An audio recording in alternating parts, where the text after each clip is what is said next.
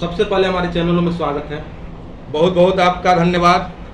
मैं चाहूँगा कि अपना परिचय एक बार सभी दर्शकों को दे दीजिए। अनुराग आनंद उर्फ सोनू पांडे, भावी सभापति प्रत्याशी, चेयरमैन प्रत्याशी, नगर परिषद विक्रमगंज।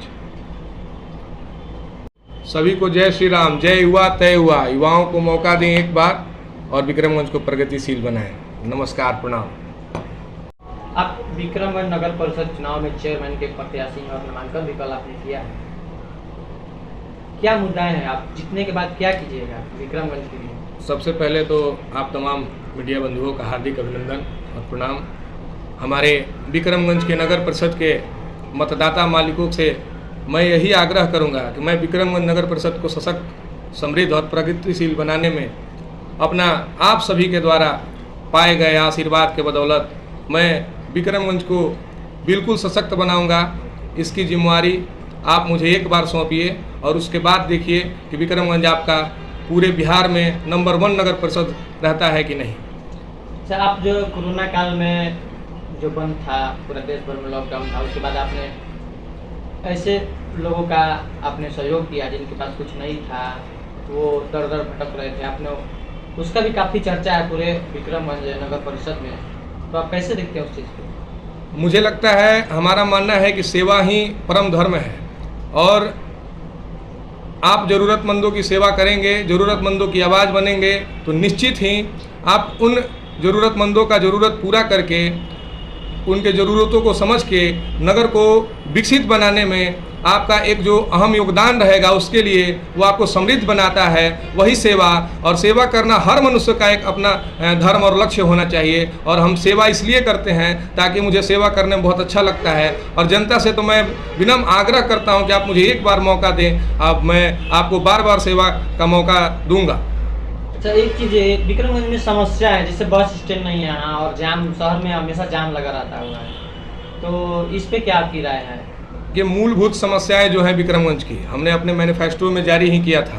यहाँ मूलभूत समस्या है बस स्टैंड, यहाँ मूलभूत समस्या है ब्लड बैंक, रक्त की कमी हो जाती है तो ब्लड बैंक की यहाँ समस्या है। मूलभूत समस्या जो है शौचालय है, नगर में एक ही शौचालय है।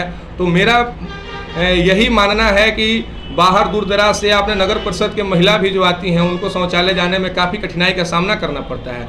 तो शौचालय हो गया, फुटपाथी दुकानदारों के लिए अस्थायी व्यवस्था करना, टेम्पू स्टैंड की व्यवस्था करना, सब्जी मंडी को सुधारना, उसके बाद डोर टू डोर कचरा के लिए कैंपेन कराना, कचरा उठाने के लिए डोर टू डोर सफाई कर्मी जाएं और घर से घर बेल बजाकर कचरा उठा कर लाएं। उसके बाद नगर में व्यवस्थित एक सुंदर पार्क हो, नगर में एक सुंदर पुस्तकालय हो, नगर में हमारे नगर परिषद को विकसित बनाने के लिए जो भी मूलभूत समस्याएं जनता के द्वारा मुझे प्राप्त होगी, मैं उस मूलभूत समस्याओं को अपने सदन में लाकर सभापति बनने के बाद पारित करूंगा और निश्चित ही 5 सालों में विक्रमगंज भारत का नंबर 1 नगर परिषद होगा। मैं इस बात को दावा के साथ कहता हूं आपसे। एक और सवाल है कि विक्रमगंज में काफ़ी दिन पहले भी एक चर्चा हुआ था, यहाँ पर गौ तस्करी होता है, तो आप अगर विक्रमगंज की जनता आपको चुन कर लाती है तो उस पर क्या आपका स्टैंड रहेगा?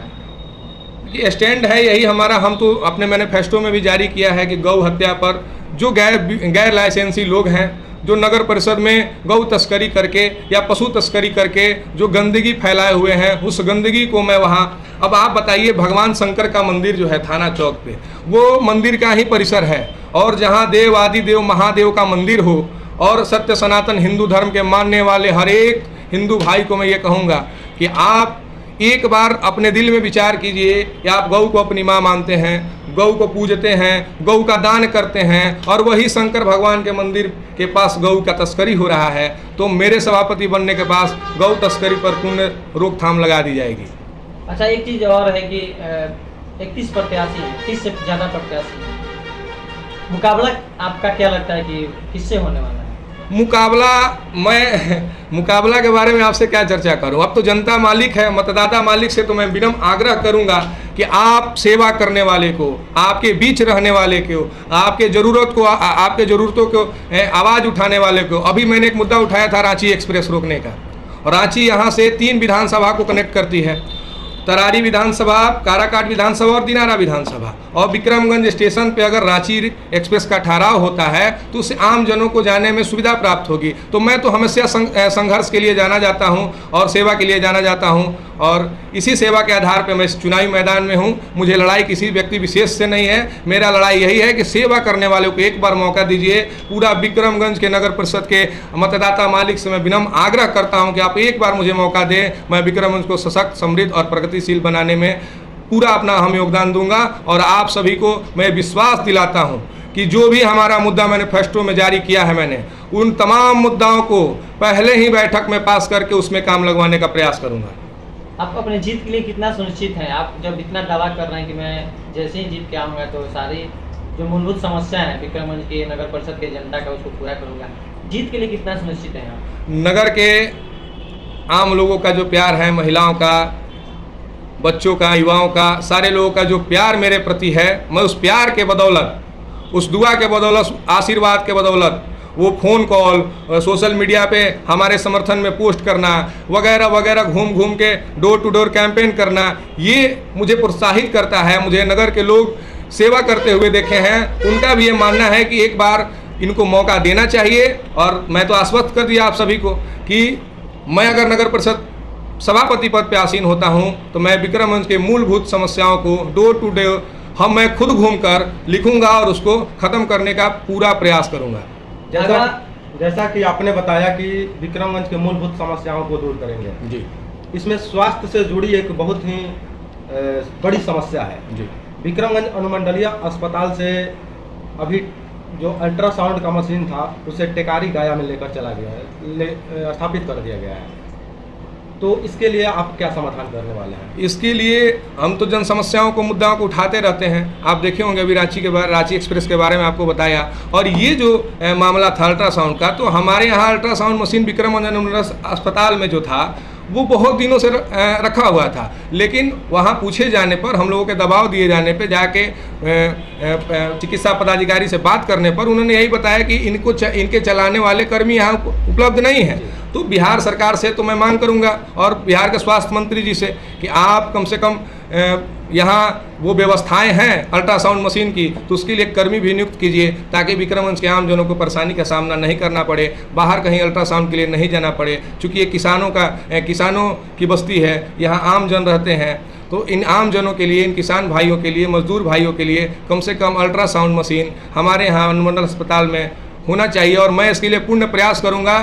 केंद्रीय मंत्री को भी मैंने आवेदन लिखा है इस बारे में, और वो पत्र भी मैं तुरंत जारी करूंगा कि अल्ट्रासाउंड मशीन यहाँ से चला गया, और ये बहुत निंदनीय बात है।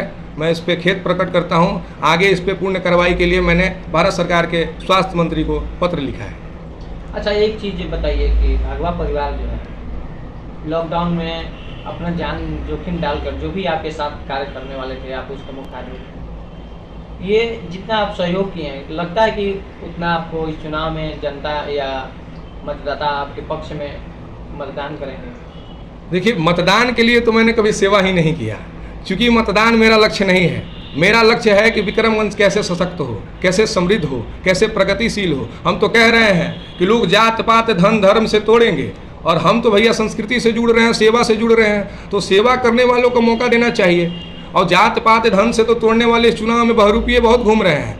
लेकिन मैं किसी पे टिप्पणी नहीं कर रहा। मेरा कहना है कि जो सेवा किया है, और मुझे पूर्ण विश्वास है कि ज़रूरतमंदों की आवाज़ जब मैं बना था, तो आज मैं ज़रूरतमंद मेरा साथ देके मुझे सभापति के पद पे आसीन करेंगे। विक्रमगंज की जनता से क्या अपील करना चाहेंगे जाते जाते? मैं विक्रमगंज की जनता से चरण वंदन करते हुए आशीर्वाद का कामना करता हूं कि आप मुझे आशीर्वाद दें, आप मुझे एक बार सेवा का मौका दें। मैं निश्चित ही विक्रमगंज को प्रगतिशील बनाने में भूमिका निभाऊंगा।